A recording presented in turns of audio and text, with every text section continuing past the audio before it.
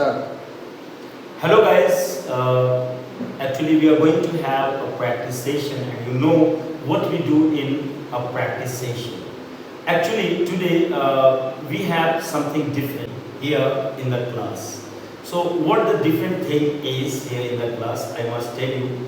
Actually we have been learning a lot of things, from this practice session, and whenever we have done this practice session, we have got a lot of opportunities to learn. Just we have to do something more in this practice session. We have to do something different in this practice session today.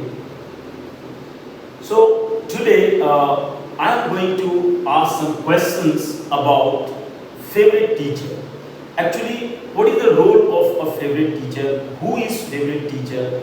What the quality of favorite teacher is having? So we would talk about all these things here, and Alok Shukla is along with me in this practice session. So I will be asking questions and he will be answering to all the questions. तो आलोक आप ready हैं? Yes sir, I am ready. Very good. देखिए actually मुझे आज favourite teacher के बारे में आपसे बातचीत करनी है. Okay sir. ठीक है, मैं आपसे हिंदी में वो सेंटेंसेस मैं आपको दूंगा और आप उसे अंग्रेजी में करते रहेंगे. Okay sir. ठीक है. Yes, और इससे क्या होगा कि जो भी स्टूडेंट्स हैं वो सीख पाएंगे कि एक टीचर के बारे में वो क्या क्या चीज़ें बोल सकते हैं. ठीक है. और मैं वो सारी चीज़ें जो कीवर्ड्स हैं, जो वोकैबुलरीज होते हैं या जो सेंटेंसेस बोले जाते हैं या लिखे जाते हैं एक फेवरेट टीचर के बारे में, वो सारी चीज़ें मैं पूछूंगा आपसे. ठीक है. Okay sir. अच्छा, वैसे तो मेरे कई शिक्षक हैं. By the way, I have many teachers. Okay. लेकिन बिजावत सर मेरे फेवरेट टीचर हैं. But Mr. Bijawat sir is my favorite teacher. Okay, mister Bijawat is my favourite teacher. उनके पास कई गुण हैं. He has many qualities. Okay. वे बहुत ही काइंड हार्टेड व्यक्ति हैं. He is a kind-hearted man.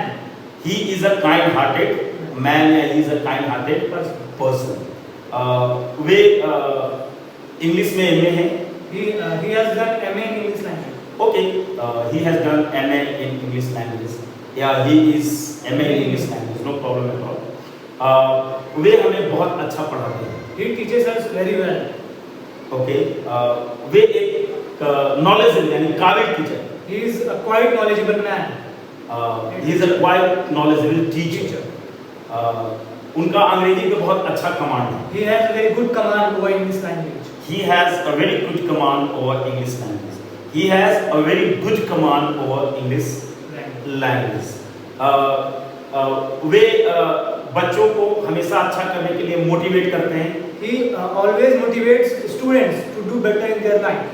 Okay, so he always motivates the students to do better in their lives. Very good. वे मुझे बहुत मानते हैं यानी बहुत प्यार करते हैं. He really loves me a lot. He really loves me Very a lot. वे हमेशा हमें अच्छे रास्ता दिखाते हैं. He always shows us good path. Shows us good path. इन्होंने us बोला है क्योंकि मैंने हमें बोला. ठीक है. वे 45 साल के हैं. He is 45 years old. अच्छा, he is 45 years old या he is 45 भी हम कह सकते हैं. अच्छा,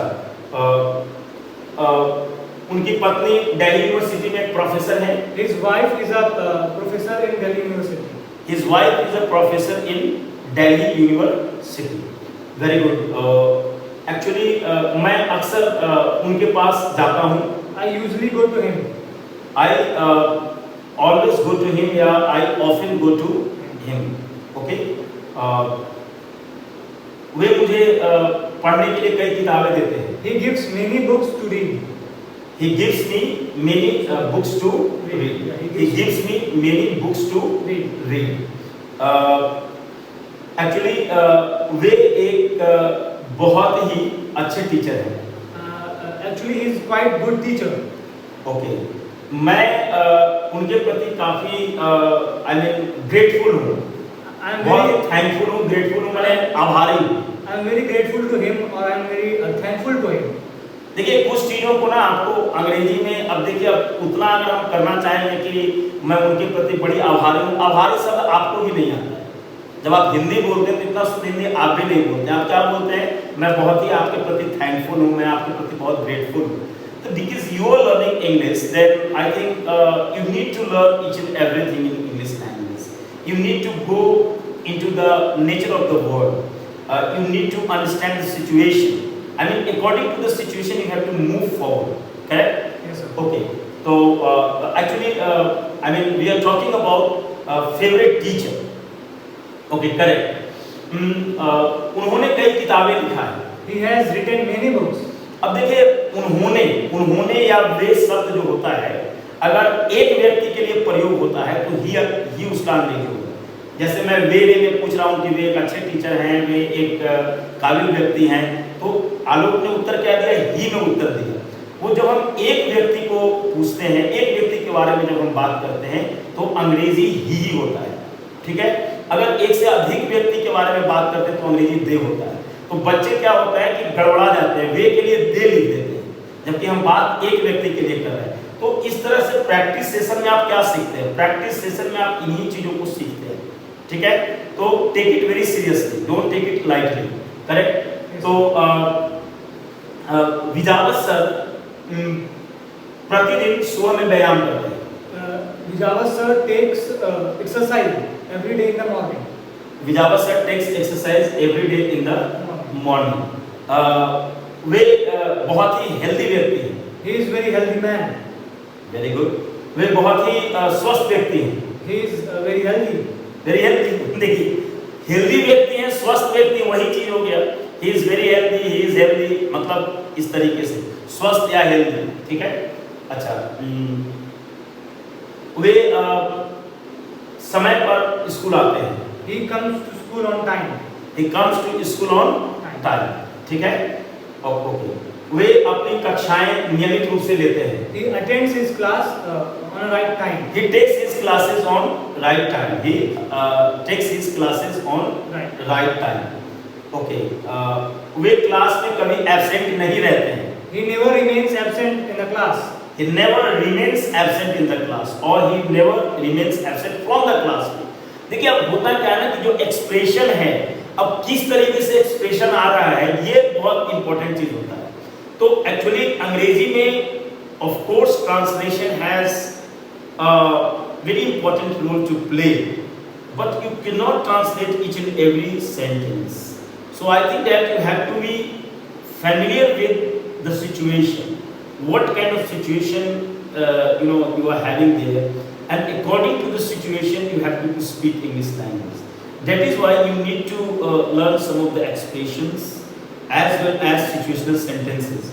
All these things make you capable of speaking English in a fluent way. If you really want to have fluency in English language, for this you need to know the situational sentences. You have not to get into the trap of translation. Actually मैं चाहता हूँ कि just आप जो है कि translation के grip से बाहर आए, correct? Yes sir. So translation के ग्रिप से आपको बाहर आना है ना? Yes sir. ओके। वे प्रतिदिन योगा करते हैं। He takes exercise every day. He does yoga every day. He does. Okay, he does yoga every day. वे एक बहुत ही धार्मिक किस्म के व्यक्ति हैं। He is a quite religious man. He is a quite religious man, okay, but you may say like this that he is a religious type of man. He is a religious type of person. He is a religious type of man. ठीक है। अगर आप बोलते हैं he is a quite religious man, वो भी सही है, आप बोल लेना, मैं तुमसे ट्रांसलेशन पूछ रहा हूँ। तो जो इनका एक्सप्रेशन में बन रहा है वो उन चीज़ों को ये हमें बता रहे हैं। इन्हें कहा गया है कि ये कोई ज़रूरी नहीं है कि आपको ट्रांसलेशन आप कर रहे हैं तो आपको हूबहू ट्रांसलेशन करना, ऐसा नहीं, क्योंकि हमें क्या करना है, we have not to get into the trap of translation. Translation ruins your English language. It spoils the beauty of the sentences. You should never forget this one. Actually, because you are at initial stage, so initially translation is, I think that invariably required, essentially required.